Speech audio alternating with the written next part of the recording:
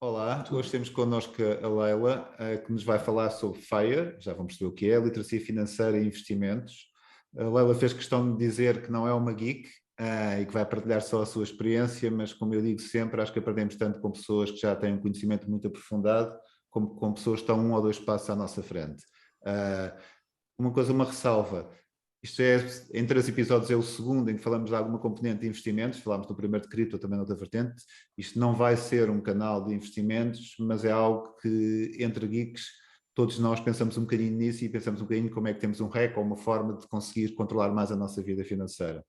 Depois uma ressalva que provavelmente vão ver aqui várias vezes ao longo do programa e vão ver depois nas notas. Isto não é investimento financeiro, isto são apenas as opiniões das pessoas que estão aqui presentes. No meu caso, então, se eu comentar alguma coisa, eu sou péssimo na gestão da minha vida financeira, por isso não me sigam, não me sigam. Pensem sempre, vão verificar o que eu disser 50 vezes.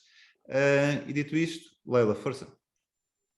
Olá, obrigada pelo convite. Antes de mais, eu sou a Leila, só assim uma apresentação, eu sou designer.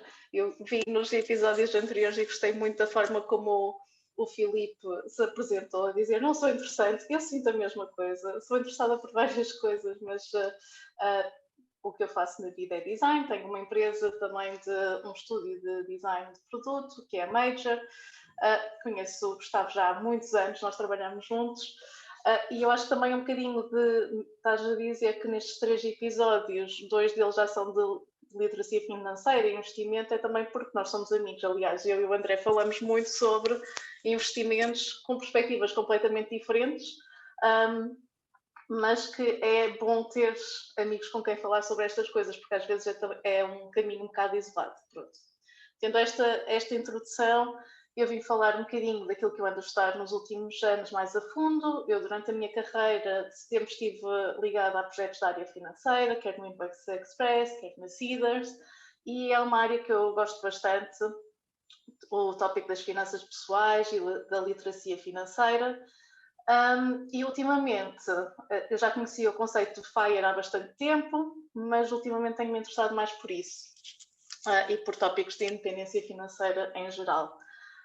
Pronto, o disclaimer que o Gustavo também já fez, eu não sou advisor, eu não estou a dar aconselhamento, eu estou a dizer aquilo que eu estou a fazer, aquilo que eu estou a investigar, mas do your own research, tipo, está tudo na internet, vão lá ver, a internet é amiga, pronto.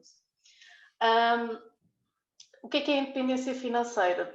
Independência financeira basicamente é termos rendimentos suficientes para cobrir os nossos custos de vida sem termos de estar a trabalhar, basicamente. Pronto. E são rendimentos recebidos sem trabalhar e chamados geralmente de passive income ou rendimentos passivos. Eu, antes de vir para aqui, estava a ler um estudo que saiu pela Comissão de Mercados de Valores Imobiliários sobre literacia financeira em Portugal. E, apesar do nosso conhecimento em geral ter vindo a aumentar ao longo dos últimos tempos, apenas 28% da população portuguesa faz investimentos. Pronto, e os investimentos têm várias rentabilidades, mas 64% das pessoas nunca investiu. Existe uma correlação positiva entre as habilitações académicas e a propensão para investir, portanto, pessoal que tem mais estudos tende a investir mais. Quanto maiores rendimentos também, novamente, maior a probabilidade da pessoa investir, sendo que 1/3 das pessoas que investem, os rendimentos são menores que 1000 euros. Portanto, acho que dá para investir com qualquer tipo de montante que as pessoas ganham. Aqui é um tópico, eu sou feminista, portanto, a população feminina claramente está a investir menos que os homens, é uma coisa que eu gostava de mudar. E a cena mais preocupante que eu achei ao ler o estudo é que 1/3 das pessoas não poupou nada durante os últimos 12 meses, portanto, e nós poupamos menos que a média europeia. Isto é bem importante porque para investir é preciso dinheiro e se não se poupa dinheiro não dá para investir. Pronto, basicamente é isto. Então, o movimento FIRE, não sei se vocês já sabem o que é, vocês já devem ter ouvido falar. Sim, eu acho que a maior parte das pessoas não sabe. Eu sei, mas acho que a maior parte das pessoas não sabe.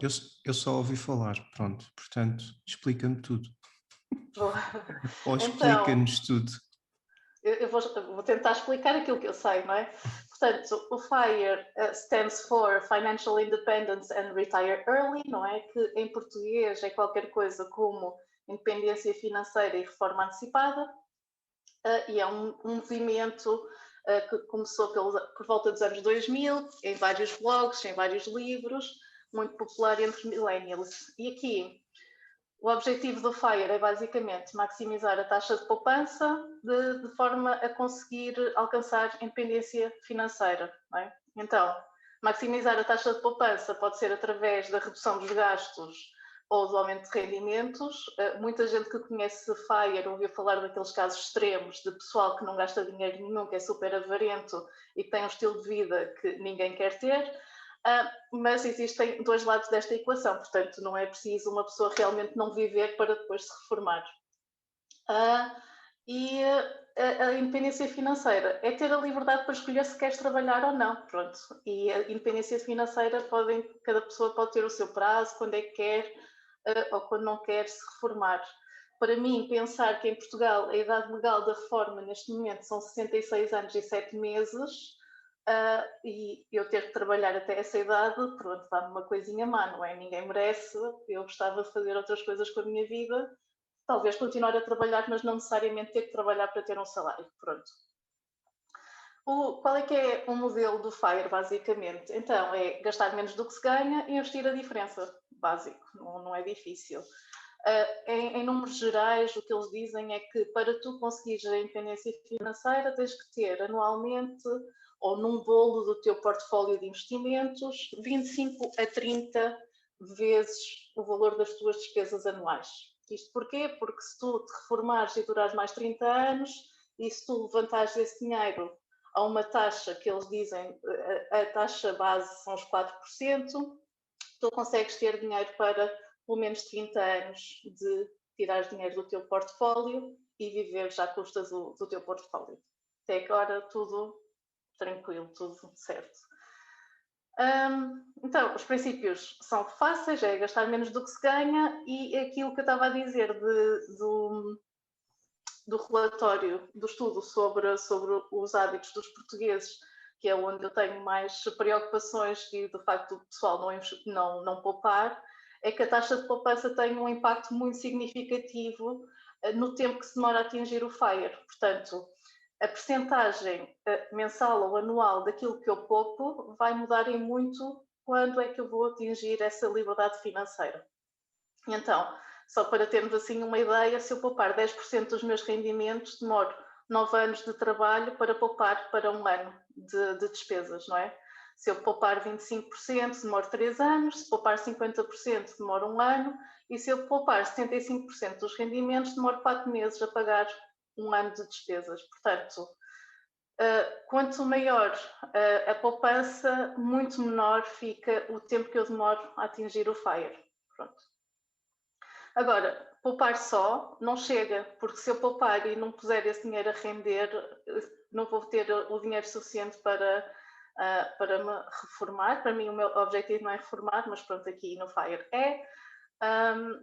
Portanto, é preciso utilizar esses valores e pô-los a render numa coisa que dê acima de 4% ao ano, não é? Que é aquilo que nós vamos retirar, e que seja diversificado o suficiente para conseguir contrabalançar as quedas que existem, o mercado em geral. Eu já li vários sítios sobre FIRE, há vários blogs que falam sobre FIRE. Eu gosto bastante do Mr. Money Mustache. Eu não conheço muito bem, mas já li o blog deles várias vezes e concordo com muitas coisas que ele diz. E também em Portugal existe um podcast chamado Fire Talks Portugal, do Luís Lobo Jordão, que também é fixe, e há um grupo no Facebook do mesmo gajo que também fala sobre FIRE. Pronto. Lela, posso interromper um bocadinho? Sim, força. Sim. Uma questão, eu conheço o conceito, já andei por alguns desses blogs, não presto muita atenção, mas fica-me sempre um bocado a ideia que uma parte significativa da comunidade foca-se muito na questão do retirar-se cedo, não tanto na independência financeira. As duas coisas estão ligadas, mas, por exemplo, vou-te explicar qual é que é o meu ângulo. Para mim, o retirar cedo, no meu caso pessoal, é algo que não me interessa. Independência financeira interessa. Porque Exato. para mim, acho que, aliás, as coisas que acho que mais confusas que existem na nossa sociedade é uma pessoa um dia deita-se e está ativa e no outro dia levanta-se e já não está ativa, e acho que isso pode ter efeitos terríveis e via a nível familiar. Então eu quero continuar a trabalhar, posso mudar de opinião, entretanto, como é lógico, não é? Claro. Mas gosto muito da ideia de independência financeira. Tu tens essa sensação que nessa comunidade há muito aquela questão de poupar imenso para conseguir isso mais cedo, com a questão do retirar, e eventualmente algumas pessoas não viverem o dia-a-dia, não viverem o presente, ou é uma ideia errada que eu tenho? Isto é uma ideia muito especial do que eu vejo dessas comunidades. Sim. Pá, eu acho que existe para todos os gostos, como em qualquer comunidade. Tu tens os Extreme Fire, até há vários nomes para as diferentes subcomunidades dentro da comunidade, em que realmente as pessoas podem poupar até 90% do seu rendimento e depois têm um custo de vida baixíssimo e não vivem a vida porque o objetivo é mesmo não trabalhar, mas há muita gente cujo objetivo não é deixar de trabalhar, é ter mais escolha naquilo que tu fazes. Por exemplo, eu adoro aprender, eu adoro tirar cursos, eu adoro fazer mergulho, há mil e uma, adoro tocar, há mil e uma coisas que eu gosto de fazer e que quero ter tempo para fazer. E quando tu tens um full-time job, não tens necessariamente tempo para isso. Ou quando tu tens que trabalhar para ter um rendimento, não podes, nem sempre podes escolher os projetos que estás a trabalhar, pronto, tens que te adequar um bocadinho àquilo que tu precisas consoante as tuas necessidades. O que eu acho que a parte interessante do Financial Independence te traz, e é a parte que eu gosto mais, é liberdade de escolha. É tu poderes escolher aquilo que tu fazes com o teu tempo e dedicar-te às coisas que queres fazer. Agora, não tens que parar de trabalhar e a maior parte das pessoas não para de trabalhar. Na realidade, continua a ter um blog ou continua a escrever. Trabalha noutras coisas que se calhar não considera trabalho. Estás a ver? Pronto. É um Mas bocadinho mais continuam por aí. criadores, queres dizer, continuam a criar coisas, sim. Sim, continuam a criar coisas. Só fazer Até aqui porque eu acho que essa parte de nós, o trabalho, ser uma coisa intrínseca que nos dá prazer, é muito importante e é muito real. Pronto. Portanto, acho que são duas coisas completamente separadas. A parte do retire early, que para mim não é interessante, não é a parte que eu estou focada, mas a financial independence é uma parte que eu estou focada. Não é? Deixa-me só fazer uma ressalva antes de continuares. Apesar de eu estar a dizer do não vivem a vida e isso tudo, há muitas pessoas também que eu vejo nessa comunidade com vidas mais minimalistas e não acho que sejam mais ou menos felizes do que quem está sempre a comprar coisas materiais. Não estou a fazer uma separação muito, é mais uma zona um bocadinho cinzenta, não é? Em que há muitos modelos diferentes, mas já contactei com algumas pessoas dessa comunidade, até alguns millennials e pessoas dos mais novos, em que parece quase um bocadinho, quase um culto, percebes? É que eu estava a dizer, é parte dessa comunidade, não é necessariamente o predominante, ok?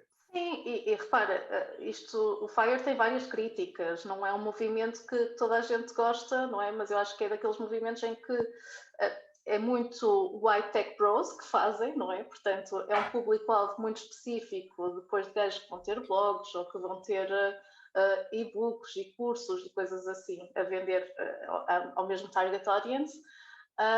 Mas também existe FIRE para mulheres, que o objetivo é completamente diferente. Existe todo o tipo. Eu acho que os princípios são estes e depois tu aplicas à tua vida como tu queres, não é? Portanto, aquilo que o FIRE para mim me trouxe foi perceber, ok, há uma fórmula mais ou menos simples de tu conseguires atingir uma liberdade financeira que tu consegues executar por ti próprio, que é a parte interessante disto, não é? Ou pelo menos estares aware de que isso é uma possibilidade e investigar sobre o tópico.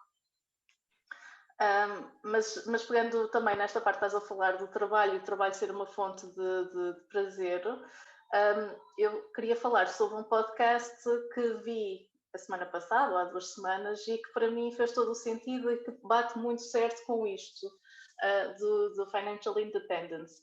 O podcast é do Ezra Klein, do New York Times, acho eu. O nome é Why We Work So Much.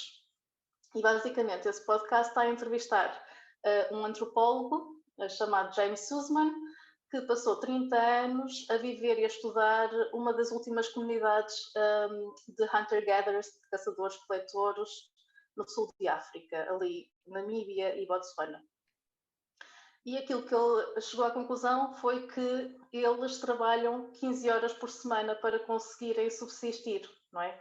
Obviamente que os estándares de vida deles são completamente diferentes dos nossos, mas o tempo que eles precisam de trabalhar para conseguirem comida e abrigo são mais ou menos 15 horas por semana.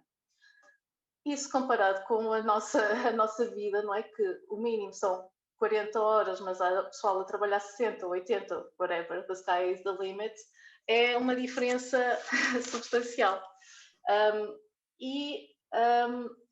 Isso acoplado à parte de nós temos tantos avanços tecnológicos, não é? A tecnologia evoluiu tanto nas últimas décadas, nós temos tanta riqueza, nós já não precisamos, não estamos num mundo de escassez, aliás, nós desperdiçamos a maior parte das coisas que nós produzimos.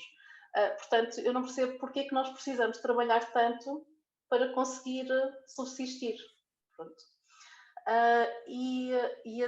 O James Sussman, no podcast, refere um paper de um economista chamado John Keynes, que fez um paper em 1929, antes da grande queda da Bolsa, chamado Economic Possibilities for Our Grandchildren, em que ele previa que em 2028, portanto daqui a sensivelmente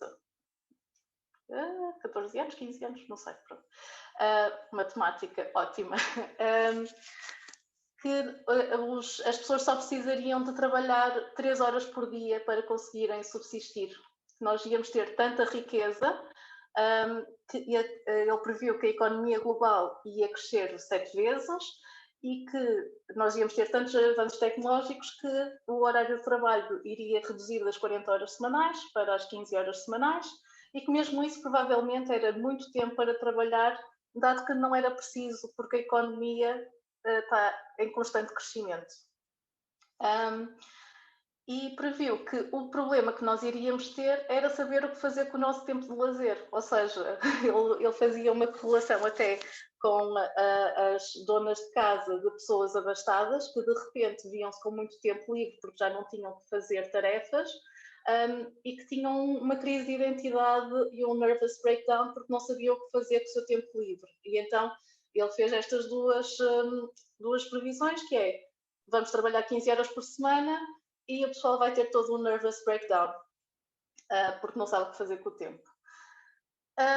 80 anos depois disto, portanto, aqui há uns anos atrás, a economia global já tinha crescido 16 vezes. Portanto, ele passou em muito a previsão dele do crescimento da economia. Portanto, quer dizer que nós, por capita, nós já duplicamos 6 vezes o PIB. Portanto, em termos económicos, não haveria razão nenhuma para nós estarmos a trabalhar o montante de horas que nós trabalhamos. Há formas de nós fazermos dinheiro sem termos de trabalhar tanto. No entanto, os nossos horários não reduziram. Ninguém está a trabalhar menos horas. Portanto, o que é que se passou?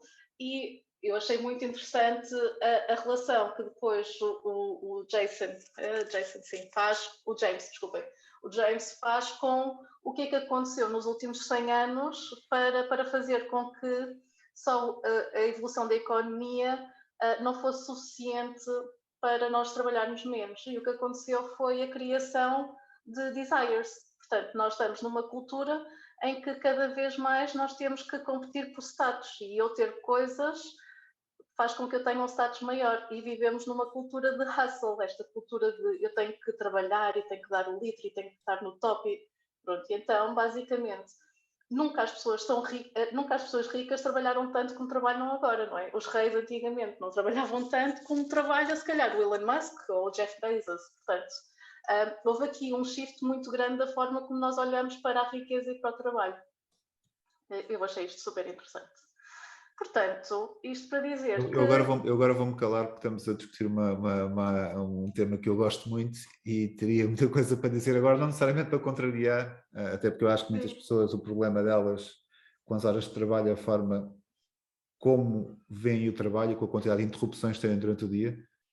Eu consigo ser muito produtivo em pouco tempo, mas é porque estou extremamente focado e divido um bocado as coisas, como qualquer pessoa que o queira fazer assim, mas acho também a questão do trabalharmos mais, por um lado tem a ver com essas questões todas e queremos sempre mais, e por outro tem a ver uma forma também de como estamos no trabalho e como encaramos quando estamos a fazer uma tarefa, a forma como lidamos com essa tarefa, porque pode-se produzir muito, com não necessariamente por muito tempo, com 3, 4 horas por dia. Agora 3, 4 horas por dia em que estamos a ver 50 vezes o telemóvel, estamos a ver isto, estamos a ver aquilo, é uma opção. Por isso é que eu nunca gostei tanto da métrica hora para o trabalho, é muito necessária nas nossas áreas, em algumas coisas, mas para mim não faz sentido. Pode ser duas pessoas, em que uma está ali focada 2 horas e faz o trabalho otimamente, e a outra faz não sei quantas paragens, e ambos os modelos são válidos, não é? Eu concordo absolutamente. Eu acho que a questão da produtividade é uma questão fundamental de como é que tu podes ser produtivo num curto espaço de tempo. No entanto, em termos globais, quando tu contratas alguém, ainda não estás.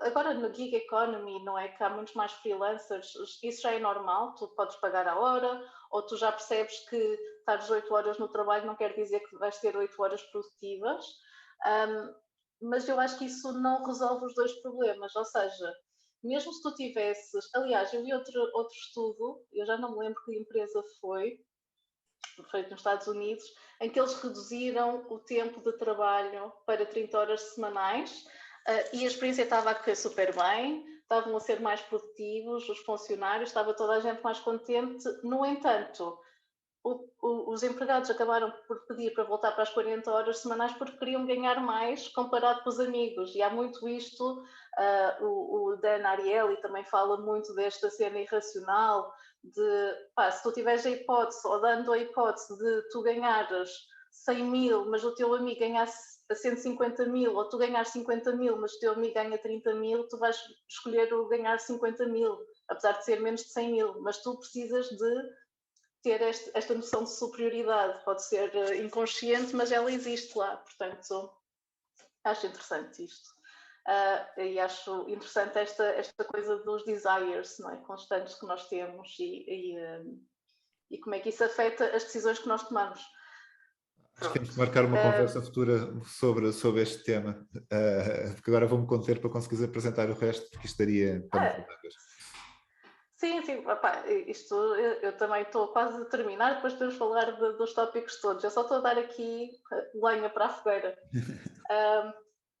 Pronto, a nível pessoal, o que é que eu gostava, ou o que é o meu objetivo? É que o trabalho seja opcional, que eu possa trabalhar quando quero, com quem quero, nos projetos que eu quero.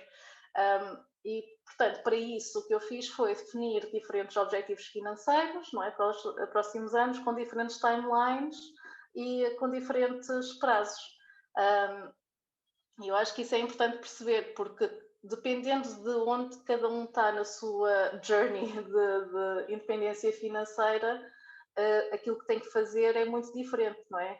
Ou seja, se eu já tenho, para mim, o fuck you money, não é? Que é tipo, tenho 6 meses de living expenses, online de living expenses, e se for despedida não é problema, e se alguma coisa correr mal, eu tenho alguma margem de manobra, é diferente de eu não ter esse buffer financeiro, não é? Portanto, posso depois preocupar-me em ter outros objetivos financeiros que até ali, se calhar, não faria muito sentido. Pronto, portanto, basicamente, o que eu fiz foi definir diferentes objetivos financeiros, ter essa margem de living expenses para um ano, ter, se calhar, dinheiro para a entrada de uma casa, não é? Se quiser comprar uma casa, e depois o meu objetivo mais longo, que é este de independência financeira, onde o meu prazo de investimento são a 20 anos ou 30 anos, não é? Que é muito diferente dos meus objetivos a curto prazo.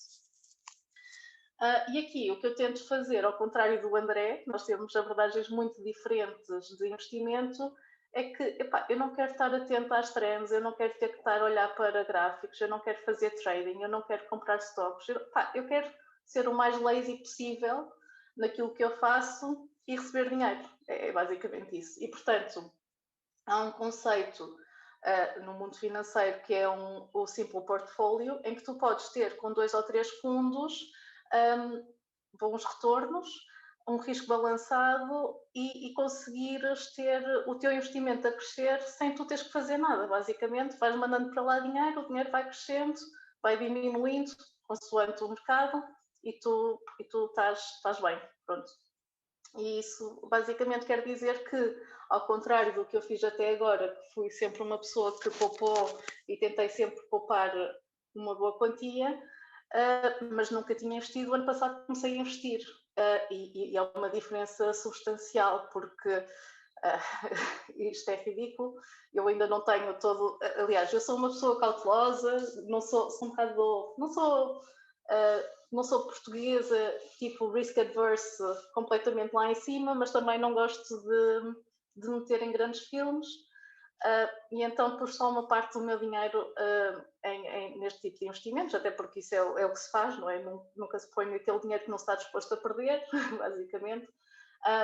Mas é muito difícil perder dinheiro com esta timeline, não é? Fazendo backtrack das estratégias de investimento do Simple Portfolio para durante os últimos 100 anos, em períodos de 30 anos, o rendimento é sempre positivo. Portanto, é muito difícil de realmente a coisa... O que estás a dizer é similar a se olhares para o S&P 500 americano ao longo de 100 anos, desde que não paniques durante períodos maus e fiques quieta, no long run estás sempre a ganhar e ganhar bastante. Sim. É mais ou menos esse princípio, certo? É esse princípio. Se olhares para os 100 anos e cada período de 30 anos, isso acontece. Pronto. Portanto... Aqui no investimento é preciso conhecer-te. Eu não sabia como é que era o meu perfil de investidor e, portanto, o que eu tive a fazer foram experiências para perceber como é que eu reajo quando há uma queda ou quando há uma subida, não é? Quando as coisas são boas, toda a gente quer meter dinheiro, mas quando há uma descida, toda a gente... É preciso teres muito controle sobre as tuas emoções para não tirares dinheiro. E aqui o que eu percebi foi, tendo a mesma quantia numa conta poupança normal e ter a mesma quantia neste portfólio de investimentos que eu tenho, a diferença foi entre receber 9 euros de juros e receber mais de 10 mil euros. Pronto, portanto, é realmente uma coisa que é muito diferente. Eu não consigo sequer pôr as duas ao mesmo nível. Nós às vezes olhamos para as taxas de juros ou as taxas que nos dão e é 0,05 ou 0,1 e uma pessoa pensa, pronto, é o que nos dão. Mas não, tipo, o teu dinheiro está lá parado, não está a render nada e tu estás literalmente a perder dinheiro, porque a inflação é 2% por ano, portanto, 1000 euros hoje são 980 euros amanhã. Bem, estas coisas são precisas ter essa noção e quando se pensa no risco, eu acho que há muito a ideia de risco, eu vou pôr o meu dinheiro num investimento, isto é super arriscado, mas eu não fazer nada com o meu dinheiro também é super arriscado, porque amanhã se a inflação sobe, o meu dinheiro já foi, não é? Pronto. E a inflação está na ordem do dia e nos Estados Unidos já se está a começar a sentir, basicamente é imprimir dinheiro para uma série de políticas sociais que são positivas, não é? Mas depois, a partir do momento que esse dinheiro já não tem ligação com o ouro desde os anos 70, estamos a imprimir e às vezes fala-se muito também das cryptocurrencies não significarem nada, mas esse dinheiro também não significa nada, no fundo, não é? Pronto, é mesmo isso, eu acho que para mim é só mesmo uma maneira diferente de olhar para o risco, porque as pessoas dizem, eu não sei o que é que são stocks, eu não sei o que é o mercado, tenho medo, e depois há uma queda. O ano passado houve uma queda de 30%. Foi muito rápido a recuperar, no mesmo ano que recuperou-se a queda, mas pode acontecer ser uma queda que demora 10 anos a recuperar. Pronto, e como é que uma pessoa reage quando o tempo de espera é tão longo? Aí precisas ter um portfólio que te ajude a balançar isso, não é? Uma alocação das tuas finanças que te ajude a balançar isso. Pronto. O Simple Portfolio, só para dar aqui um bocadinho mais de contexto, tem uma parte de investimento em equities, não é stocks, e tem uma parte do investimento que é fixed incomes, que são títulos da dívida, basicamente, ou títulos da dívida do governo, ou de empresas, whatever. E isto o que permite é dar maior estabilidade ao investimento. Claro que depois há mais portfólios, este é realmente o mais simples, mas se quisermos uma coisa ainda mais robusta, temos que meter ouros e essas coisas todas, não é? Para se o mercado estiver em queda, ou se estiver a subir, ou se estiver com inflação ou deflação, pronto. Há aqui várias coisas, mas a parte simples é, com 2 fundos ou 3 fundos, dá para ter um portfólio já bastante seguro que rende uma coisa interessante. Esses fundos de indexo, certo? Ou não? Sim, sim. Eu invisto especificamente em ETFs, Exchange Traded Funds, que fazem track a um fundo de índice e que aquele que eu invisto tem mais de 1.600 empresas no mundo desenvolvido todo. Portanto, há uma diversificação muito grande. Eu invisto em 2, mas esse um para o mundo desenvolvido e um para emergent markets, mas é uma diversificação muito grande. Isto comparativamente a comprar stocks da Tesla ou stocks da Amazon faz uma diferença muito grande, porque umas empresas e uma indústria vai compensar a outra indústria que se calhar está em queda. A tecnologia agora está a subir bué, mas amanhã se calhar entra em queda, e se eu tiver só stocks de empresas tecnológicas e trabalhar em tecnologia, estou duplamente exposta a quedas. Pronto, é preciso perceber um bocadinho melhor isso antes de se escolher. Depois há outra coisa que é interessante quando o pessoal pensa em investimentos, que é a aversão à perda, não é? O loss aversion. Eu acho que nós temos isso inatamente, mas para nós uma perda real ou potencial é muito pior do que um ganho da mesma ordem, não é? Portanto, eu perder 1000 euros é muito pior do que eu ganhar 1000 euros. E isso é uma coisa inata, pronto, não sei porquê, mas acontece. E pronto, basicamente é um bocadinho isto. Agora, tenho outros investimentos, obviamente, também ando nas cripto, também faço equity crowdfunding, invisto em algumas startups nascidas, que aí a cripto para mim é especulativa, não é? Nunca iria pôr lá dinheiro que eu não pudesse perder amanhã, mas eu acho que também depende um bocadinho de qual é que é a tua filosofia quando olhas para investimentos, ou seja, nada disto são ganhos reais. Quando eu falo que o ano passado tive um retorno muito, muito grande comparativamente a uma conta poupança, isto não é real, não é? Porque só é real quando eu tirar dinheiro. Até eu tirar dinheiro, isto é tudo um número num computador. E a mesma coisa com a cripto. A cripto, toda a gente fala que agora está em queda, mas esteve a subir. Basicamente, nós agora fizemos wipeout a todos os ganhos que tivemos durante 2021, mas isso só perde dinheiro quem tira dinheiro, não é? Quem está nisto para o long run, que é a minha estratégia, é o hold, se calhar vai aos saldos. Pronto, depende um bocadinho de como é que uma pessoa olha para os investimentos, qual é que é a timeline de investimentos, e novamente perceber que nestas coisas não se põe dinheiro que não se está disposto ao que se precisa amanhã, não é? Ou daqui a 1 ano ou daqui a 2 anos. Mas a grande alocação está nos tais indexes, certo? Sim. Okay. A maior parte está nos índices e está em fixed income, que é basicamente o dinheiro que eu não estou a investir ou que não está no stock market, porque não quero ter um fundo de maneira suficiente para eu, se aquele dinheiro descer significativamente no próximo ano e estiver em baixo nos próximos 10 anos, eu não tenho que mexer nesse dinheiro, não é? Tenho outro dinheiro do lado em bonds. Duas perguntas. Eu estou a assumir, diz-me se estou errado, em que basicamente tu vais, à medida que vais envelhecendo, não é? Porque é uma coisa que acontece, o teu perfil de risco vai ficando mais conservador. Certo? Sim, o normal neste tipo de coisas, e pronto, para quem não sabe, eu estou aqui a falar de parte financeira em que eu não percebo nada, estou a dizer coisas gerais que leio. A ideia é muito mais que tens a questão das bonds e das stocks, e vais avançando mais para as bonds à medida que vais envelhecendo. Exato. Certo? Genericamente é isso. Sim. Genericamente sim, pronto, e de forma muito simplista. E isso é uma pergunta. A outra, tu estabeleceste uma idade, uma data em que queres ter essa liberdade?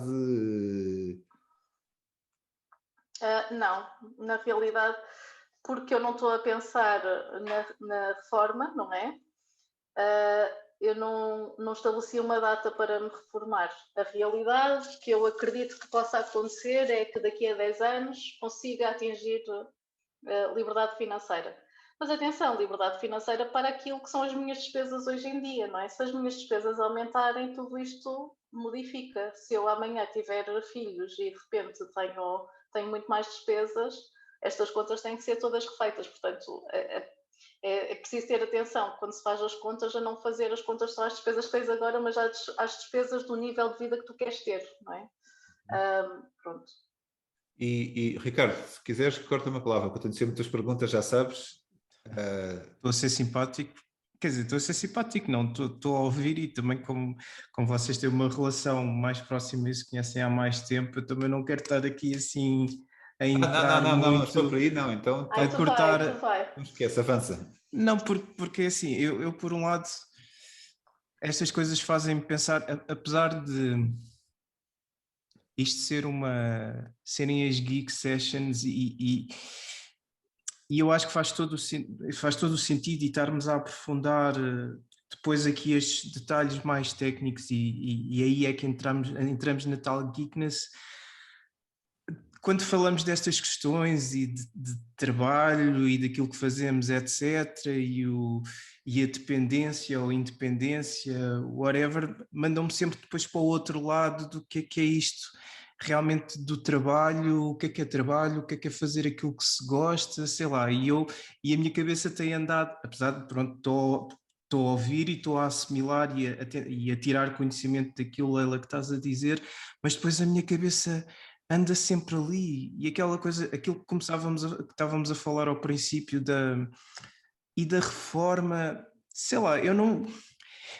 E depois temos aqui sempre, depois temos, eu na minha cabeça depois tenho os dois mundos, que é, de um lado, epá, fogo, eu faço aquilo que gosto, eu provavelmente, pá, eu gosto de fazer aquilo que gosto e ainda por cima que fiz, eu estou a ser básico, não é? Ainda por cima fiz, isso traz-me dinheiro para a minha vida, para as minhas despesas ou para comprar aquilo que eu, para os tais desires ou para outras coisas quaisquer, para ter dinheiro para a minha vida.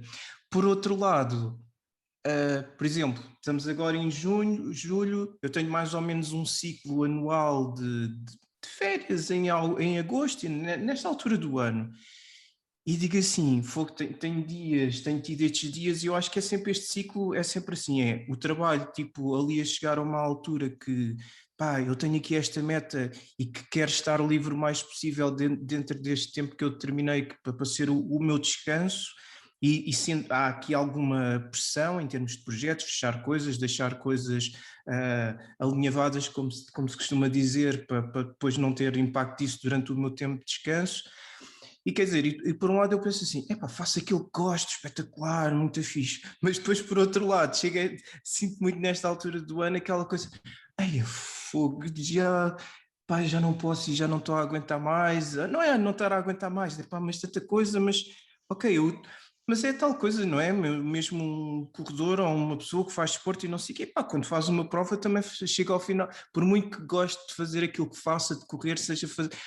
mas isso cansa-nos, não é? Isso traz-nos fatiga a vários níveis e pronto, e eu estou sempre nesse sítio, fascina-me isto, mas depois estou ali, pá, o que é isto o que é que eu estou a fazer, o que é que eu faço, pronto, eu estou aqui agora a mandar as coisas, mas estou claro. Só a mandar cá para fora aquilo que estas coisas também me fazem pensar, e eu às vezes, e desculpa, esta coisa de ter, para mim a independência financeira neste momento da minha vida, de uma forma sem ser racional, é ter... menos coisas que o dinheiro que eu ganho, as coisas que eu tenho dependam desse dinheiro que eu ganho, não é? Eu estou a dar aqui a volta e a dizer uma coisa de outra, se calhar de outra que é uma maneira mais simples de dizer. Mas dizer assim, epá, não assumir determinado tipo de compromissos que eu sinta que aquele dinheiro que eu estou a ganhar de repente vai estar sempre depois a desaguar naquelas dependências financeiras que eu criei na minha vida, pá, pronto, tentar ter um mínimo, pá, se calhar é por isso é que a empresa que eu tenho é relativamente pequena, pá, e vai-se fazendo as coisas consoante os projetos, vou buscar esta ou aquela pessoa para fazer esse projeto, mas pronto, mas não ter ali aquele peso e depois isso ter que alimentar uma determinada máquina para ter um determinado income. Portanto, nós depois ou se calhar vamos nos escudando ou vamos arranjando aqui nos sítios onde nos sintamos confortáveis para não ter essas dependências todas à nossa volta. Por outro lado, e só desculpem, se calhar estou a demorar um bocadinho de tempo, por outro lado, fascina muito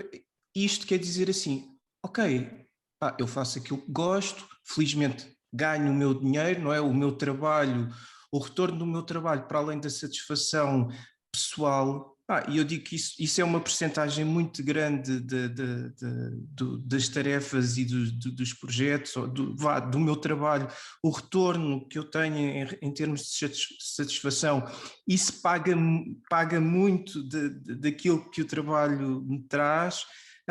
E muito fixe, dá-me dinheiro para as despesas que eu tenho da minha atividade, as despesas da família, as despesas do desejo. Mas felizmente ainda me dá se calhar ali alguma almofada. E essa almofada, não sei o que é que está aqui a acontecer, está aqui qualquer coisa a vibrar. Felizmente essa almofada dá-me dizer assim, eu se calhar podia fazer aqui alguma coisa com este dinheiro, e fascina-me essa parte. Ainda bem que estamos aqui a falar, que é, eu volta e meia penso nisso, e é fixe que isto assim está-me a picar para pensar um bocadinho mais a sério nisso, porque isso é possível, porque quem não conhece, diz, não vou meter nisso, eu não sei o quê. Mas se calhar não é assim um bicho de cabeças tão grande, e que nós possamos dedicar alguma atenção a isso, e aqui um bocadinho no nosso dia-a-dia, as nossas pesquisas e as nossas consultas, e ir aí um bocadinho por esse caminho, tipo, para fazer crescer de uma forma mais ou menos passiva aquilo que é o fruto do income e da nossa almofada financeira, e ela poder crescer um bocadinho sem nós termos de fazer tanto por ela. Mas pronto, Mas eu acho que tu lá. disseste exatamente aquilo que acontece, ou seja, eu para mim não olho para o FIRE para me reformar, porque não me interessa em reformar, eu gosto muito do que faço, gosto muito do trabalho que faço, e também não me interessa o FIRE no sentido em que eu preciso de ter dinheiro passivo para deixar de trabalhar, porque o meu objetivo não é deixar de trabalhar. Portanto, a tua independência financeira é aquilo que tu achas que tu precisas, mas eu sou designer, não é? Portanto, eu sinto que às vezes preciso de mais tempo para ir viajar, ver outras coisas, para ter ideias novas, para conseguir estar inspirada para pegar num novo projeto, e estar com energia para o fazer. Se calhar esta ideia que nós temos de ter 22 dias de férias não chega, ou não chega para ti, ou tu queres mais. Ou se calhar a ideia de tu tens uma família e queres que o teu significant other possa ficar em casa a tomar conta da família, um deles quer ou quer part-time, isso dá-te uma liberdade para tu poderes fazer isso. Ou tu queres independência financeira para poderes depois fazer um investimento qualquer, crescer a empresa, fazer outro projeto, whatever. Ou seja, para mim não é tanta parte também de independência financeira. Acho que os princípios aqui é nós temos dinheiro, não é? E esse dinheiro deveria estar a trabalhar para nós, e nós não a trabalhar para o dinheiro, que é aquilo que é para mim o mais importante nisto, é nós conseguirmos realmente otimizar as nossas finanças de forma a que o dinheiro que nós geramos do nosso trabalho, que nós gostamos, possa render um bocadinho mais, em vez de ser só o bare minimum. É um bocado isso. E estava a dizer que o meu gato ia fazer uma aparição. Para mim, a questão do dinheiro, e quem me conhece sabe que eu não tenho uma relação muito fácil, no sentido em que nunca me preocupo muito com isso, e agora estou a mudar. Para mim, o dinheiro tem muito a ver com liberdade, e neste momento é isso e se calhar neste momento prezo muito a liquidez, porque eu quero ter liberdade absoluta. Estou num momento da minha vida em que é muito importante para mim. Mas uma coisa que é mais importante do que isto tudo, e relacionado com as áreas que eu gosto muito, como da aprendizagem, nós falamos muito de se ensinar pouco soft skills, se pode ensinar soft skills, isso é outra discussão, na escola, mas muitas vezes não falamos também nestes que podemos chamar meta skills, outra coisa, como produtividade, como literacia financeira, que eu acho que é uma coisa que as pessoas deviam aprender muito mais cedo do que aprendem, porque se aprenderem muito cedo, só a questão de literacia financeira e com os conceitos de compounding, têm a vida orientada, e nem sequer têm que se preocupar muito, nem fazer limitar muito a sua vida. Mas acho que há 3, 4, 5 áreas em que produtividade e literacia financeira são duas delas, em que os miúdos deviam estar a aprender estas coisas desde cedo. Uma pergunta que eu tenho, e pegando na ligação com as duas áreas, as pessoas quando veem o meu sistema de produtividade perguntam: isto é fantástico, mas quanto tempo é que tu demoras a curar isto? E eu digo: não, muito pouco, muito menos do que pensas. É óbvio que houve aqui pensamento a construir, e a te fazer a mesma pergunta em relação a essa tua parte financeira. Ou seja, quanto tempo é que demoraste até chegar a uma lógica? E depois, como disseste, não queres estar sempre em cima das coisas, eu compreendo. e eu tenho um perfil muito mais parecido contigo do que com o André. Estamos aqui já a fazer, o André quer falar do seu próprio perfil, não é? Mas pronto, mas nesse sentido, não é? Ter as coisas a trabalhar para nós, até porque não sou trader, nem pouco mais ou menos, e acho que o André também não é, mas também não é uma coisa que quero estar sempre em cima. Por exemplo, eu não estou sempre a ver quanto é que valem as minhas criptomoedas, ou isto ou aquilo, de todo. Mas queria perceber um bocadinho, tu montaste aí uma lógica, que está alinhada com o que tu queres, que faz todo sentido, mas agora no dia a dia, o que é que isso te pede de tempo? Hoje em dia, zero. Basicamente está montado e eu uma vez, quer dizer, fazes transferências frequentes, depende de como é que fazes, não é? Mas a maneira como eu tenho o sistema montado é, eu faço transferências frequentes todos os meses, quando recebo o meu salário, para a minha poupança, e depois isso é distribuído por os diferentes portfólios que eu tenho. E basicamente isso, nem 5 minutos por mês há quem faça 3 em 3 meses. O investimento de tempo é zero.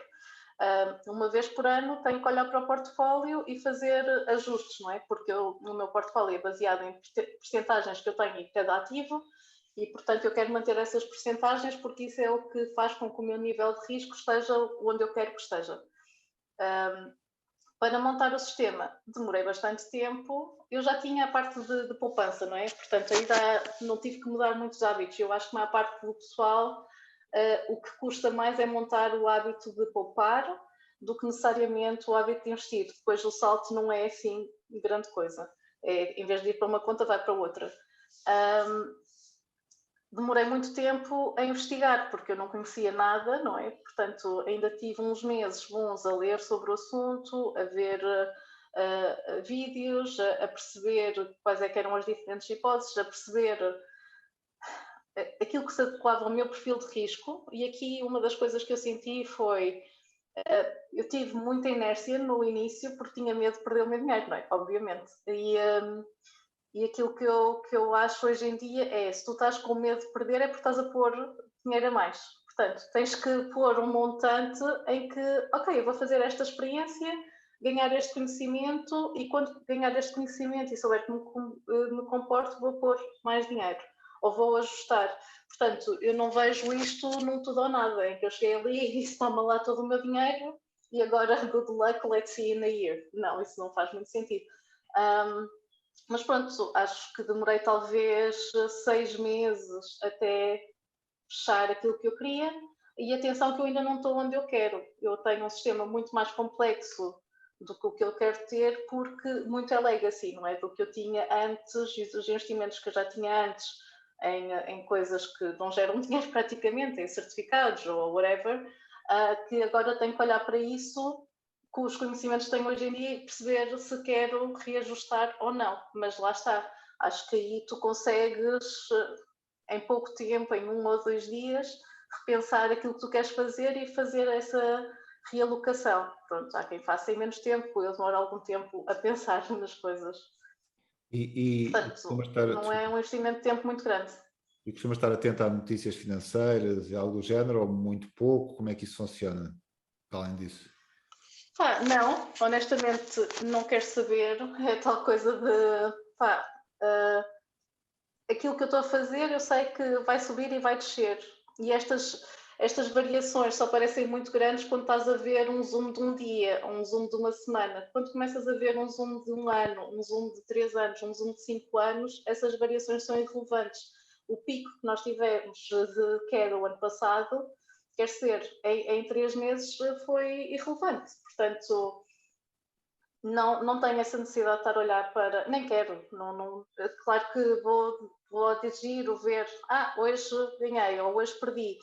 Mas depende de como é que tu reages a isso. Se tu chegares à tua conta e de repente tens menos 500 euros, vais reagir bem ou vais reagir mal? Se tu chegares à tua conta e tiveres mais 500 euros, vais reagir bem ou vais reagir mal? Porque não é só quando estás a perder dinheiro, é tipo, estás a ganhar dinheiro e agora vou meter aqui mais dinheiro porque está a subir e depois cai, não é?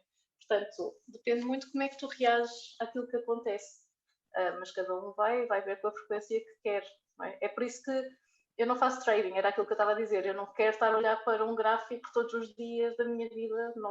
Eu não tenho interesse nenhum em finanças, além de, quero que o meu dinheiro renda alguma coisa. É só isso.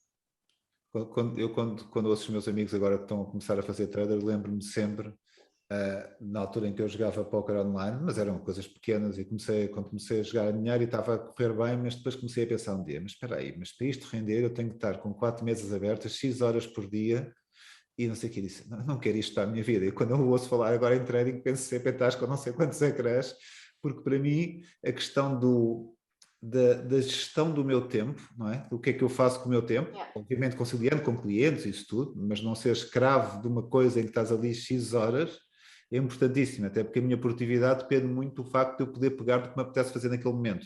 E alterno muitas coisas que estou a fazer e assim é a forma que sou mais produtivo.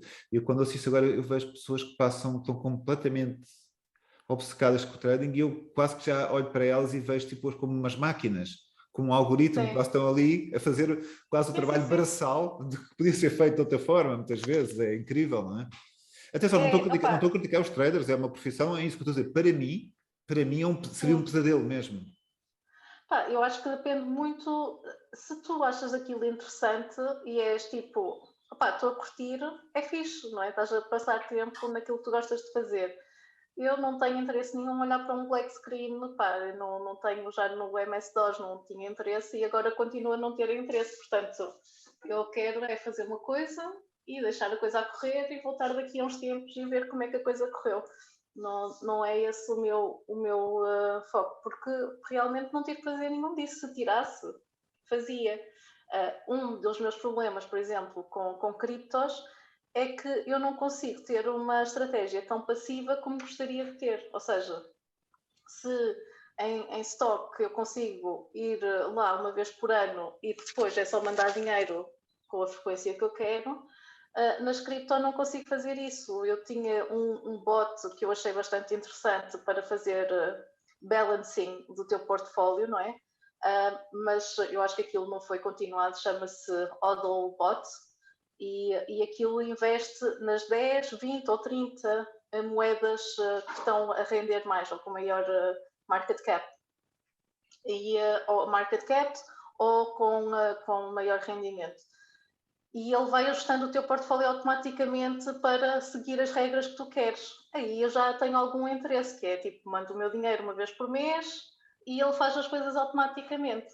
Não quero mais envolvimento do que isso, porque em Nobody Got Time for That eu gosto do trabalho que tenho. Eu sou designer, é isso que eu quero fazer. Não estou a pensar em mudar para o mundo financeiro, não é esse o meu objetivo.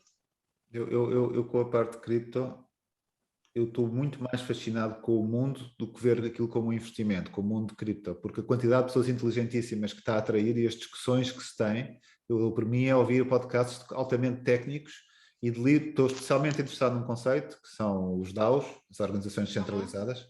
Acho que tem um potencial inacreditável e como estou muito ligado a comunidades é uma coisa que me interessa particularmente, mas o mundo de cripto está a atrair pessoas brutais, que não se vê tanto, às vezes tipo, são muito bons tecnicamente, mas também a nível de filosofia, conversas inacreditáveis que ouço daqueles mesmo podcasts de 4 horas e coisas do género, em que estou ali a ter um prazer enorme pelo nível das discussões. Isso acho extremamente interessante, essa revolução toda e a questão da descentralização e as várias camadas que isso pode ter, acho interessante. A parte mais do investimento, já não, até por muito por essa questão que estás a dizer, eu não teria paciência para estar sempre a acompanhar. Para mim é um bocado... eu acho que tu investigar sobre blockchain, cripto, as novas tecnologias todas que estão a sair, é fixe, mas novamente eu não tenho tempo para estar em cima dos projetos. Ou seja, a conversa, eu estive a ver a vossa sessão com o André, eu não tenho tempo para ir ler todos os white papers, nem tenho interesse, não é aquela área em que eu diga, leio alguns, sei mais ou menos Bitcoin, Ethereum, e as altcoins que existem, ou aquelas que eu acho mais interessantes e aquelas que eu quero investir, mas não estou a seguir o roadmap dessas empresas, não tenho capacidade para isso, nem tenho interesse. Porque é que eu acho que para mim é mais um investimento e também um investimento especulativo? É porque se eu olhar num prazo de 10 anos, 20 anos, se acredito que as criptomoedas vão vão crescer, acredito, e acho que muita gente ficou rica com o Bitcoin, muita gente também perdeu fortunas com o Bitcoin. Portanto, acho que teres lá uns pozinhos não custa nada e tu nunca sabes quando é que vais chegar lá e, olha, uma delas foi tudo a mundo, como o Dodge, mas acho que é um sítio que para investimentos também não é o sítio onde eu iria fazer investimentos, porque aquilo é extremamente volátil. Acho que nessa parte do investimento em cripto temos uma forma de pensar muito similar, de pensar e de atuar muito similar. Queria só recuperar aqui uma coisa que falámos do trabalho, da satisfação do trabalho, temos de trabalhar muitas horas. Há aqui, eu se calhar às vezes acho que devíamos substituir mais trabalho por criação ou algo do género. Vou-vos dar um exemplo, e agora vou pegar entrar um bocadinho pelo mundo dos jogos. Há muitas pessoas, nós trabalhamos numa área muito boa, nós temos muita sorte, ou foi a nossa escolha de vida. Tudo tem a ver com design, tecnologia, temos projetos interessantes, trabalhamos com clientes diferentes. Muitas pessoas têm trabalho muito rotineiro que vai realmente ser substituído por máquinas, então o trabalho para elas é quase uma coisa, um caminho penoso, não é? Mas o conceito, quando se fala muito a nível de filosófico e mais de psicologia positiva, também, quando se fala também da necessidade do trabalho que nós temos, acho que muitas vezes falta ali alguma nota adicional, porque o trabalho não tem de ser necessariamente o que se entendemos no sentido tradicional. Porque eu estou a dizer que para algumas pessoas entrarem num jogo online, tipo World of Warcraft, e verem a sua personagem evoluir, isso pode-lhes dar mais satisfação do que o seu emprego rotineiro, onde não vê qualquer ligação entre o seu esforço e o que fazem. Por isso é que há muitas pessoas, e o número de pessoas é inacreditável, que se refugiam muito nos jogos online. Acho que qualquer pessoa que olhe para os números da indústria de jogos fica abismada, e eu em particular acho que nós podemos, eu e algumas pessoas podemos recuperar conceitos de jogos e trazê-los para a realidade para nos ajudar a viver de uma forma diferente. Mas eu acho que essa questão, quando falamos muito do trabalho, pelo menos eu às vezes acho que temos que quase dizer o que é que cada um de nós entende por trabalho, não é? Por isso é que para mim é mais no sentido que eu digo que não acho que não gostava de me reformar, acho que gostava de continuar a criar coisas. E estou a dizer isto de uma forma muito subjetiva. É muito diferente. A diferença entre tu criares coisas ou trabalhares por prazer, não é? Ou teres leisure time, não é? O que tu fazes no teu leisure time, quer seja jogar, quer seja criar, quer seja escrever, quer seja programar, é muito diferente daquilo que tu tens que fazer porque precisas de um salário ao final do mês. São dois conceitos diferentes para mim, portanto... Pode haver overlapping em algumas áreas ou não, não é? Pode haver overlapping e pode haver overlapping e mesmo assim tu não queres fazer aquilo 100% do teu tempo de trabalho, estás a ver? Ou 100% do teu tempo ativo. Se tu tens 24 horas num dia, passas 8 a dormir, passas 8 a trabalhar, quer dizer, ficas com muito pouco tempo para teres uma vida. E pronto, depende um bocadinho qual é que é a tua perspectiva em relação ao trabalho. Qual é o teu tipo de trabalho? Porque imagina, por exemplo, no meu caso, que sou um confesso generalista e faço muitas coisas diferentes, não estou sempre a fazer a mesma coisa. Não quer dizer que esteja sempre a trabalhar, porque não estou. Não é isso que eu estou a dizer. Acho que quanto mais o teu trabalho está dissociado do que tu acreditas, do que tu gostas de fazer, e quanto mais é rotineiro, mais ele se torna mais penoso. Como o Ricardo estava a dizer aqui, a questão de nós fazermos as coisas que gostamos, muitas delas, mas cá não gostamos muitas vezes de ter um prazo de entrega quando nos apetecia ir para a praia, ou isto, ou aquilo, não é? A forma como articulas depois isso vai mudar muito, é que eu acho que o conceito de trabalho muda muito. O conceito de trabalho está muito associado a fazer alguma coisa em que vais ter algum retorno financeiro, não é? Da forma assim mais comum que as pessoas compreendem. Não tem que ser necessariamente isso, não é? Podes ter trabalho de voluntariado, podes ter trabalho, sei lá, mesmo dentro da tua área de trabalho, se calhar podes-te alinhar mais com projetos que tu acreditas mais ou projetos que acreditas menos, depende. Eu acho que isso, ou seja, para mim é uma questão de liberdade. Tu poderes fazer com o teu tempo aquilo que tu queres fazer com o teu tempo, e se tu queres trabalhar, trabalhas. Quer dizer, eu não estou aqui, a minha ideia não é toda a gente vai deixar de trabalhar, mas se eu pensar tipo 20 anos no futuro ou 30 anos no futuro, as nossas profissões provavelmente não vão existir, ou já vão existir automações para fazerem muito do trabalho que nós fazemos. Se calhar não o trabalho de investigação e o trabalho criativo, mas a execução do trabalho já existem montes de ferramentas que conseguem fazer muito mais rápido. Já ninguém tem necessidade de passar horas num Figma a fazer layouts, não é? Portanto, se nós pensarmos no que a automação vai trazer, nós temos hoje em dia um boom de programadores que para mim é quase como um boom de factory workers na Revolução Industrial, não é? É preciso, durante um determinado período de tempo, até the machine evolves, porque quando a máquina... Podes pôr designers aí também, podes pôr designers de produto aí também, é exatamente a mesma coisa.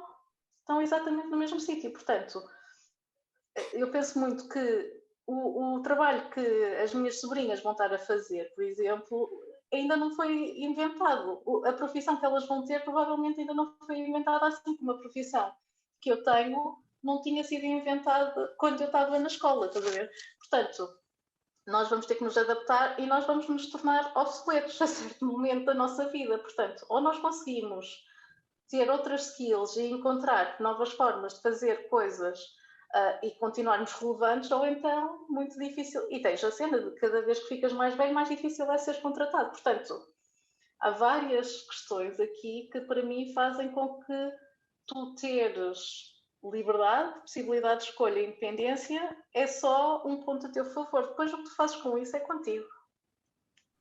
Sim, acho que temos de trazer cá pessoas, Ricardo, que eu não conheça, porque concordo com tudo o que disseste e podia assinar por baixo e não é no sentido que agora não gosto de concordar com tudo quando alguém diz Ok, alguma vamos coisa. arranjar aqui um tópico controverso.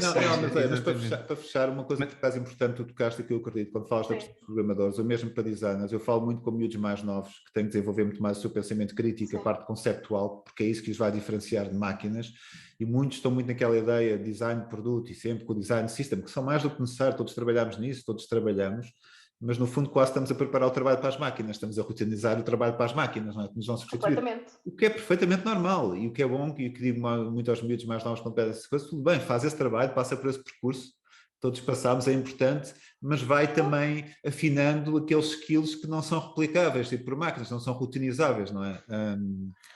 Mas eu acho que isso vai de volta àquilo que estavas a falar, há bocado e que eu depois não toquei nesse tema, mas eu concordo em absoluto, que é o currículo que nós temos nas escolas não faz sentido. Fazia sentido para treinar as pessoas que vão ter 8 horas de trabalho e que vão trabalhar num trabalho mais ou menos mecanizável, não é? Nós não aprendemos muitas coisas. Aliás, tudo o que eu estou a falar aqui não é groundbreaking. Isto deveria ser conhecimento common knowledge para toda a gente que está nesta sala, porque nós somos todas pessoas que, pronto, temos formação, ganhamos acima da média nacional, pronto, todas essas coisas. Portanto, nada disto deveria causar sequer qualquer tipo de choque. O facto de nós sermos tão mal informados em relação a isto é que me choca. O facto de nós não termos formação nenhuma em relação à produtividade, em como é que tu fazes as taxas, em como é que tu otimizas os teus impostos, em como é que tu tens social skills, porque trabalhar em equipa é muito mais do que tu seres eficiente naquilo que tu fazes. Choca-me nós não termos formação para isso, choca-me não termos formação para como é que tu arranjas um trabalho, como é que tu negocias o teu salário. Isso são coisas que eu acho que deveríamos ter muito mais formação e que não existe, não é?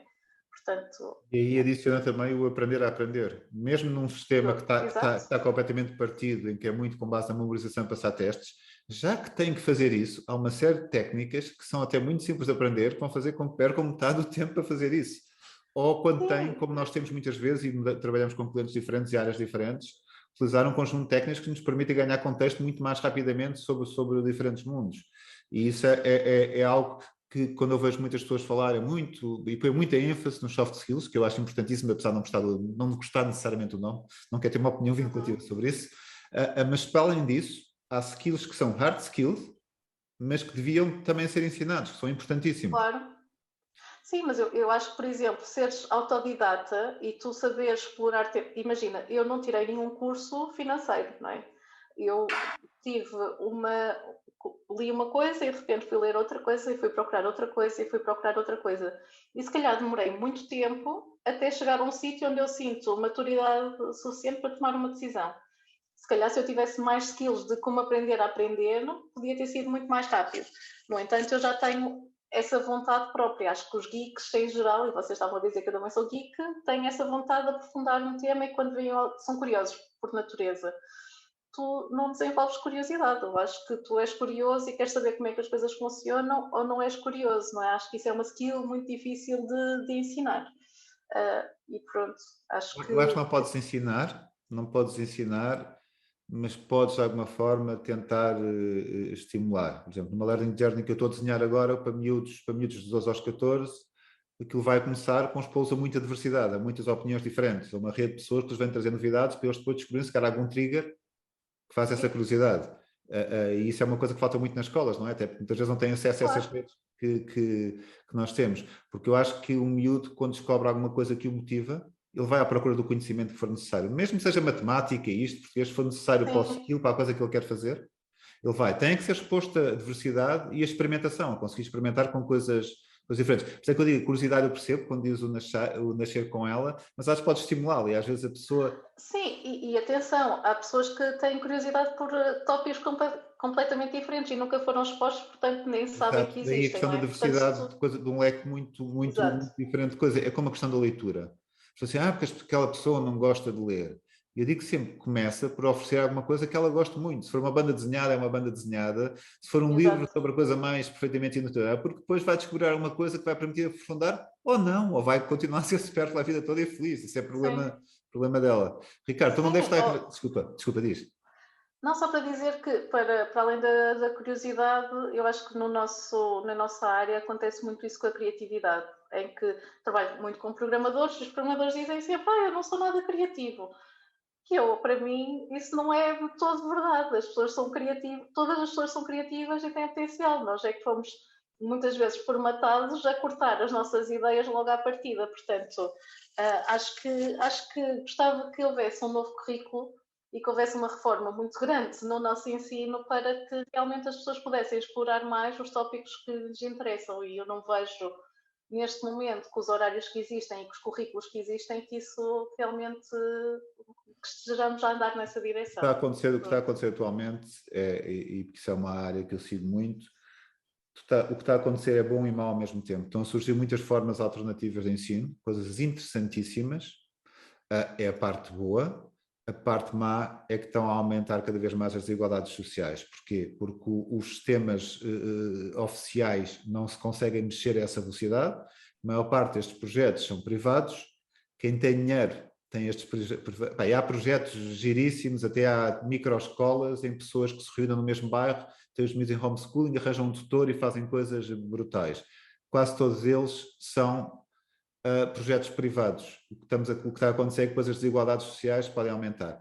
Isto é para um lado, também podes ver para o outro, com um miúdo curioso com um computador à frente, pode estar no meio da América Latina e de um momento para o outro vês coisas brutais, como há pouco tempo vi notícias de um miúdo indiano que criou um projeto qualquer ligado com cryptocurrencies, que atualmente tem bilhões, tem 13 anos, aprendeu a programar com aquela ferramenta que é o Scratch, não é? Já não me lembro, para os meus aprenderem a programar e com 13 anos... Não me lembro da ferramenta. Sim, ou seja, por um lado também já tens formas de mais democratizar acesso a coisas que te permitem, se fores curioso, a fazer isso. Mas por outro agora tens este fosso, ou seja, o que está a ser feito mais interessante a nível de educação é privado, quase em todo lado. Tirando alguns sistemas que estão mais evoluídos, sim. Sim, eu concordo. Eu acho que pedir à escola pública para evoluir à velocidade que nós queremos é difícil, não é? Porque a escola pública tem que englobar toda a gente. Eu percebo essa questão do fosso entre iniciativas privadas e públicas, não sei resolver, é muito complexo. Mas também acho que tu tens cada vez mais acesso a coisas na internet. Toda a gente hoje em dia tem um curso, tem um e-book, tem um não sei quê. E eu acho que, para mim, pelo menos, quando tento me educar e continuar a aprender coisas, o meu problema já não é encontrar as coisas, é escolher as coisas, porque tu tens tanta oferta diferente e tantas coisas diferentes que tens o paradoxo da escolha. É difícil escolher, tu não sabes em qual é que has de investir.